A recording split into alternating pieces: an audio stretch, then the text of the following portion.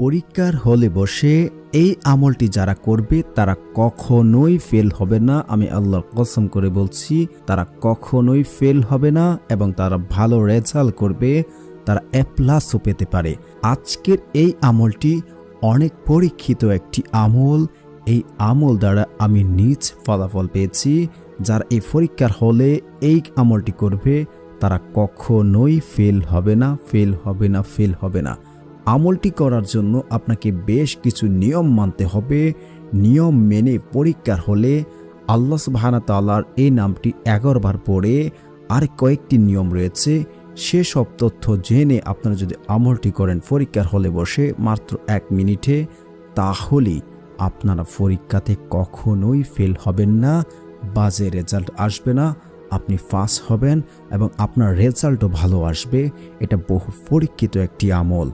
এই আমলটি অত্যন্ত গুরুত্বপূর্ণ এবং বহুবার পরীক্ষিত একটি আমল। এই আমল দ্বারা আমি নিজেও ফলাফল পেয়েছি। পরীক্ষার হলে বসে আমলটি আপনারা করবেন। আমলটি করার জন্য আপনাকে অবশ্যই বাড়িতে কিছু কাজ করতে হবে। যেমন আপনাকে আগেই বলে রাখি, শুধু আমল করলেই কিন্তু হবে না, আপনাদেরকে ভালোভাবে পড়তে হবে। যে আপনাদেরকে পড়তে হবে এবং আমলের ওসিলায় আপনারা ভালো রেজাল্ট পাবেন এবং আপনারা পাস হয়ে যাবেন। এটা অত্যন্ত পরীক্ষিত একটি আমল। তো পরীক্ষার হলে যখন আপনারা যাবেন তার আগে বাড়িতে এই কাজগুলো কিছু করে নেবেন।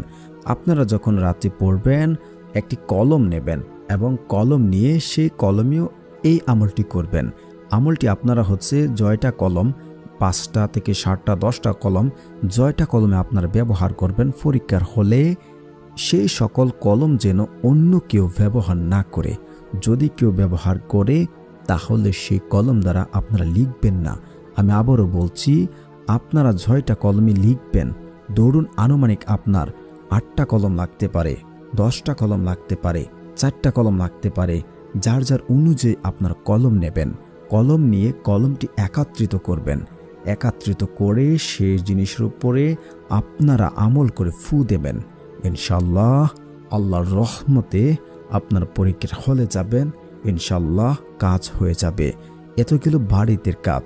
আপনার এই কলমটি কখনোই অন্য কারো হাতে দেবেন না। যদি কেউ কলম চায় তাহলে এক্সট্রা কিছু কলম নিয়ে যাবেন।